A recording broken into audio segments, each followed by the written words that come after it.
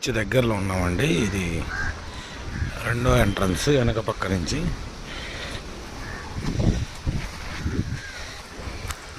ఇవన్నీ ఇక్కడ చేపలు అవన్నీ అమ్ముతూ ఉంటారు. కూల్ డ్రింక్స్ అన్నీ ఉంటాయి. బీచ్ దగ్గరలో ఉన్నాం మనం. బాగా ఫ్లోటింగ్ ఉంది బీచ్లో అంతా. నీళ్ళు బాగా దగ్గరలో ఉన్నాయి. వాటర్ అంతా చూడండి. చెన్నై వేలంగిని బీచ్ అండి. బాగా జనాలు అంతా పడవ ఒకటి ఉంది. అంతా బాగా ఉంది.